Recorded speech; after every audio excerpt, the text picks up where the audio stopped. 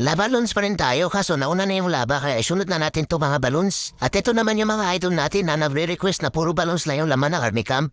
At shoutout na pala kay Ma'am Elsie Minaw. At Boss Rain, maraming salamat po sa mga suporta nyo. At ito nga pala yung nangyari sa unang subok ko sa paggamit na puro balloons lang yung laman ng Army Camp. Yung invisible tower yung target ko dito gamit yung bulalakaw ni Tatang. Kaso hindi ko pala nalapagan ng indispel yung Rikushikang kaya ayun dun nga napunta yung bulalakaw ni Tatang.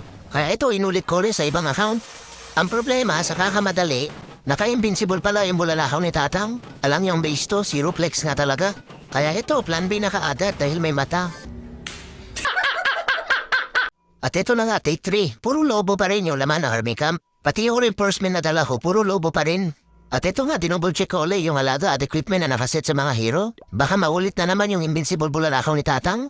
Pero hindi ko tatantanan itong base ni Zero Flex. Nakadalawa na sa akin to kaya ito seryoso na tayo sa pangatlo. Ito ang mahirap sa paggamit ng bulalakaw ni Tatang. Lalo na pag masyadong malalim yung patatamaan. Kaya kailangan mabilisan yung paglapag ng imbispel sa mga defense na pwedeng tamaan ng bulalakaw ni Tatang. Kasi isang mali lang, plan B ng hagat, end battle. At dito nga, sakto yung paglapag ng mga imbispel sa mga defense. Kaya nilapag ko na si Tatang at ginamit agad yung bulalakaw niya papunta dun sa may imbis tower. Sabay lapag sa tupakin na Queen at tinutok yung malaking pana niya papunta dun sa may town hall.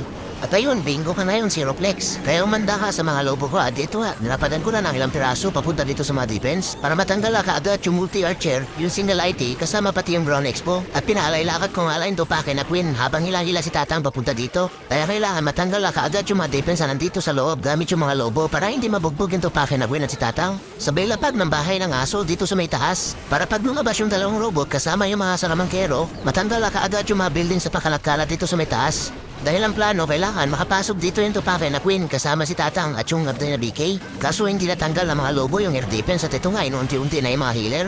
Kaya napagamit na ako dito ng huling praise sabay lapag ng Hirong Tomboy para matanggal na yung air defense at mahirap na maubos pa yung healer. At dito nga natanggal na ng mga robot at mga salamangkero yung mga buildings pakalat-kalat dito sa may taas. Kaya ayun, hindi na nga naging tanod yung Abday ng BK at dumiretso na nga dun sa defense na nananampal. At para makalipat naman sila sa kabila, kaya dito ginamit ko na yung ability na nabigay na Earthquake Boots para mabuksan na yung mga pader. Kaso tinopak na naman yung Archer Queen at lumabas na. Natampo ata doon sa abnay na BK dahil sumama doon sa may Hirong Tomboy. Kaya dito para makapasok ulit yung tupakin na Queen, inunahan ko na kaagad tanggalin yung mga defense na nandito gamit yung mga lobo. Habang yung Archer Queen na laging tinutupak, kaya dito puro sampal yung hinabot sa scatter shot. Yan ang napapala pag laging may tupak. Pwede naman kasi sumama doon sa may BK. Gusto pa talagang lumabas. Kaya pati yung Minimi Tomboy nanggigil na rin at ito nga sinisibat na siya. Buti na buhay pa. At balik na dito kay Hirong Tomboy mukhang pinagtulungan na ata ng mga defense. Kaya ayun nanggigil na nga at lumabas na yung mga laga. Kaya dito konti na lang yung natitirang defense dito kay Zero Flex. At sobrang dami pa ngayon natitirang lobo na dala-dala ko. E ano pa ang gagawin? Balloon parade na yan.